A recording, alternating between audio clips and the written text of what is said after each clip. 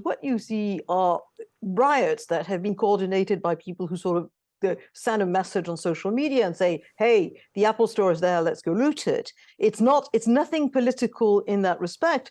The mother of Nahel said, we want justice, but justice is not revenge. And this is far from revenge because the attacks basically disaffected youth who are supported by lots of MPs on the hard left of the NUPES Mélenchoniste alliance.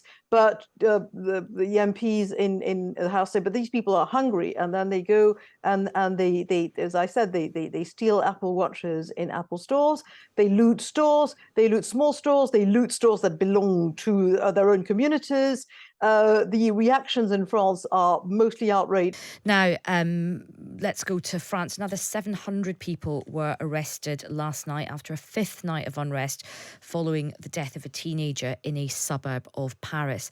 Marseille saw the brunt of the violence with heavy clashes between police and protesters and in a southern Parisian suburb.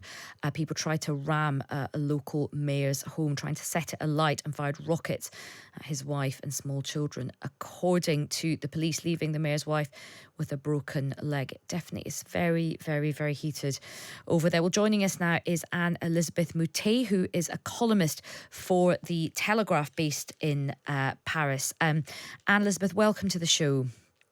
Thank you. Hello, Hayesha. So just give us a sense of where things are right now in France.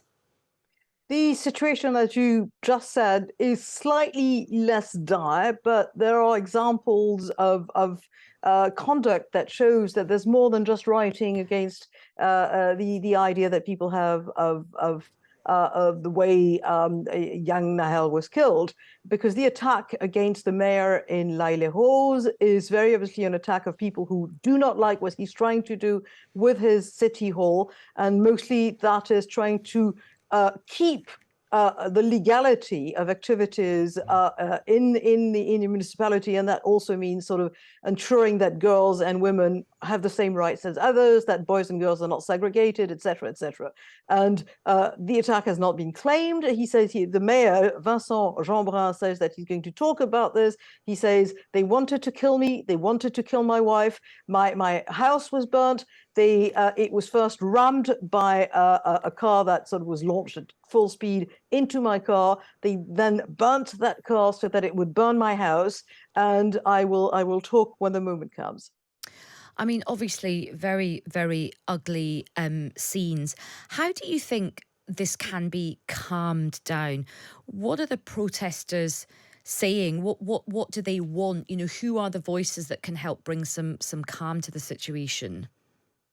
There isn't much in the way of voices, because what you see are riots that have been coordinated by people who sort of send a message on social media and say, hey, the Apple store is there, let's go loot it. It's nothing political in that respect.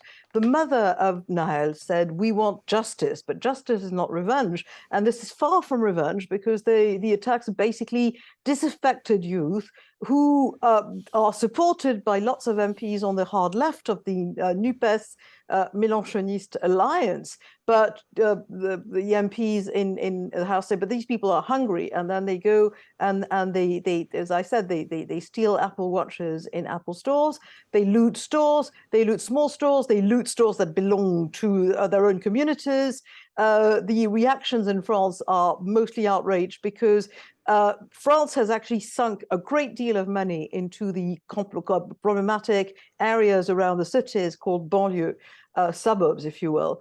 And between 2000 and 2015, 150 billion euros were sunk into these places, and it paid for schools. It pays for special zones where the city would pay for the post office, even though the post office was not really necessary, for public services, for houses where you could have several doctors practicing, for sports centers, for cultural centers. And this is what has been chalked in the recent nights, as well as anything that could be looted.